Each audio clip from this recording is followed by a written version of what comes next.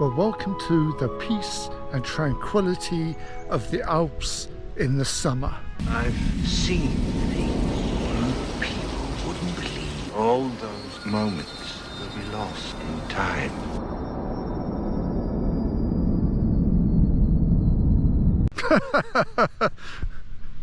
Of course, who am I kidding? Welcome to the building site formerly known as Courchevel. If you didn't know, of course, no one's allowed to do any building work in the winter in Courchevel because, of course, it is a winter wonderland for the uber rich. And so, of course, everyone has to get all the building work done between May and end of November. And of course, last year, I think I counted 18 cranes on my video. I believe that Courchevel put out 45 crane permits, which just goes to show. The question is, are we going to beat that number in this video? Well, I guess we shall see. Anyway, before we start counting cranes, why don't we head to the other side of the mountain? So we should start over above Tania, where of course we have the Tania bubble, which is, if you didn't know, in the summer, it's the only free bubble. I have a feeling because it's owned by the Byblos restaurant. However, this year they are finally upgrading those nasty little stand-up, perch your ass on a bench type bubbles to something akin to what Chalet has on the other side of the mountain. But unfortunately, this means that in the summer, Tania will be closed.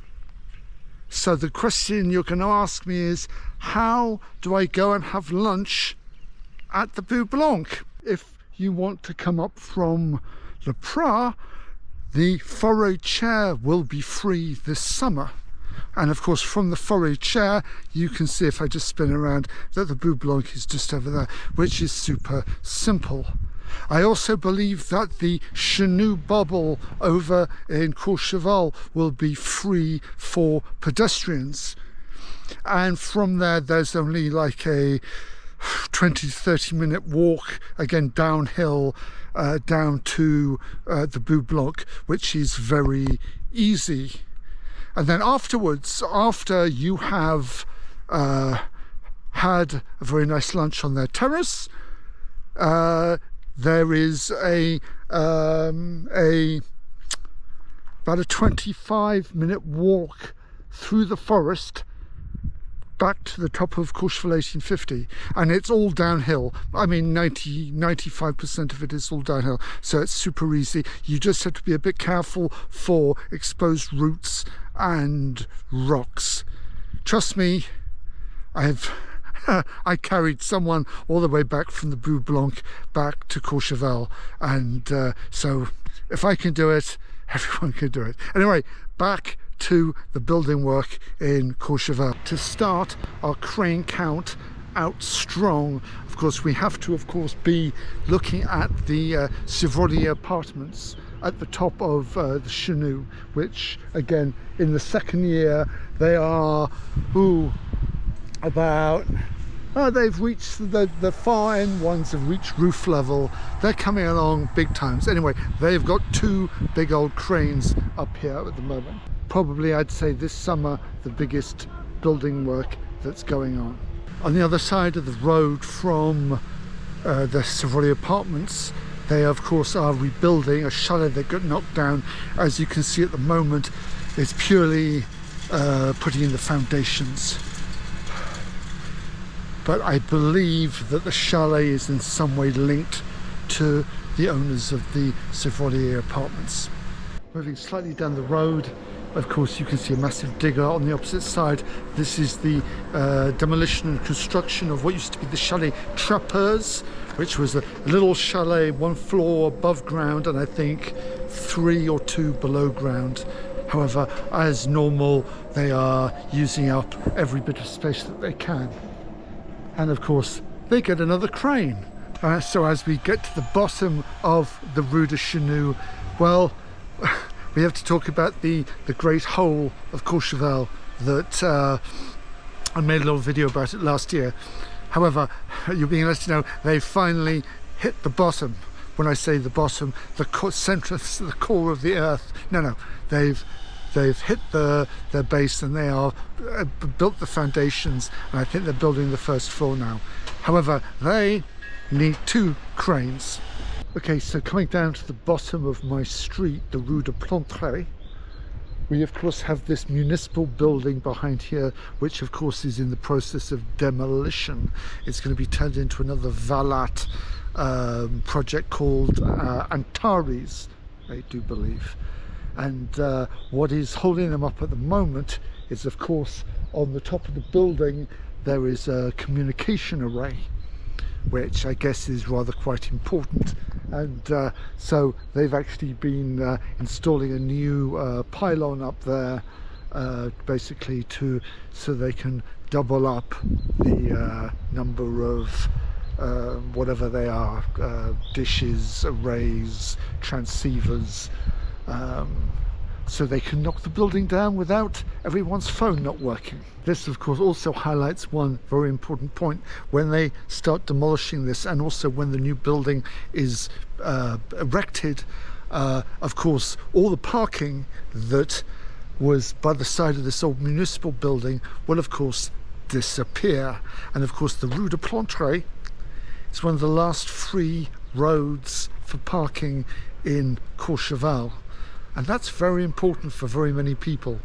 Last year the Soleil Lavant apartment block, basically rather like all these apartment blocks, went and had a complete refreshed their entire facade.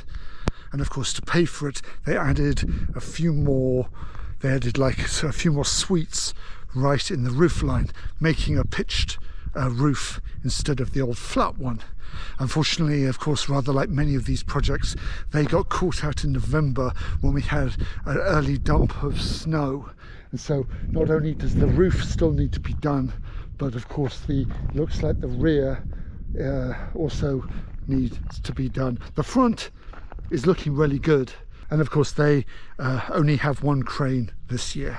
And of course if you come around the front, you can see that although not approved for their current planning application, you can see that they actually want to build a 2nd row of chalets on this bank, which at the moment is just grass. And of course if you build some chalets down here, they will probably want the space below them for access and parking, and so yet another chunk of the Rue de Nogtil's parking will disappear, so to speak. Although saying that, like I say, this hasn't been approved yet. Of course, this brings us to a project that hasn't actually started yet, although I had high hopes that it might. This is of course the old Bon Sejour behind me. This has had an avis de demolition sign on it for, I think, pre-COVID.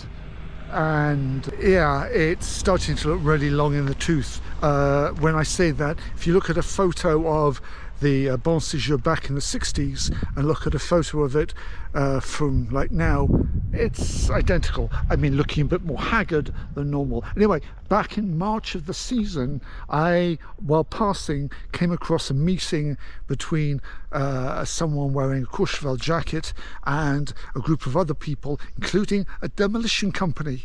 And I thought, you know what? They might finally go and knock this thing down. However, currently there is it does not have any plans to do it, which is a shame. I guess they're knocking everything else down. So of course, but I still hold out hopes that that's gonna bite the dust soon. So up in the Jardin Alpes area, we have a major construction going on at what I call the Byblos de Neiges.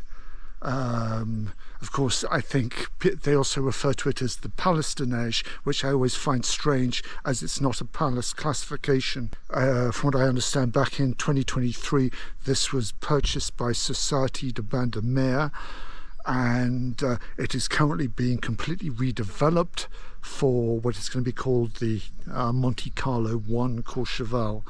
And yeah, so once again, one of the old hotels of Courchevel being demolished for something else. Oh well. Now, of course, if you can see this huge space behind us, this is the future spot of the new Raffles Hotel that is coming to the Jardin Alpes in Courchevel, and it will be situated just behind the Flèche, which is the new building opposite the Cheval Blanc. Surprisingly also owned by the Cheval Blanc. Anyway, as you can see, there used to be a hostel, or I can't remember the technical term for it, and basically if you'd followed my other Facebook, Instagram stuff, you'll see that of course that was demolished last week, and they've cleared this entire area of buildings and forest, and yeah, so they're going to build the Raffles Hotel, and of course another crane here as well. Oh dear. Okay, so way off in the distance you can see the Hotel Courcheneige. Old hotel. Anyway, it's been announced that it has been purchased by a group called One and Only, that are going to build a huge resort in its place. And from what I understand, that the hotel owns a lot of the forest that's below it. Torn about whether I'm sad to see the old thing being torn down. But anyway, that's not going to happen this winter. That's going to happen next winter.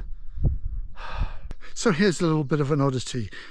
Around the back of the existing Courcheneige, I think it was built maybe about 10 years ago, I believe, to give the pompiers better access to the hotel, because the existing tunnel under the piste isn't very suitable if this thing goes up in flames.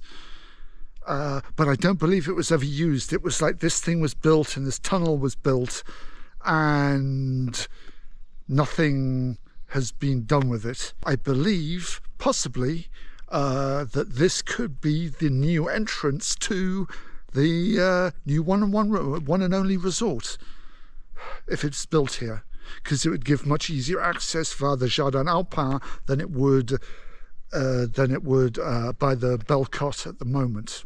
This brings us to our highest point for the day, and that is the iconic Courchevel Altiport. And of course, in its second year of construction, we can see the Lilly of the Valley, which has one crane this year. I can see that they've put the main structure on for the roof, which is always a good sign, because I believe this is going to be finished by this winter. So yeah, shame the Pilatus went. I hope this lives up to a good replacement. Okay, so next door to the Altiport we have, of course, the Cap Horn, and there are reports that they are going to expand the terrace, I believe by demolishing one of the buildings that they have next to the terrace to make more room for covers. Those bottles of champagne aren't going to drink themselves, you know. Last year we seem to finish the video with a walk down the Rue de Nogetil, having a look at some of the new buildings that are coming up along here. What better way than to give you an update on them from here. So from this side of the road, you can see it's looking like it's almost done externally. As a comparison, this is what it looked like last year.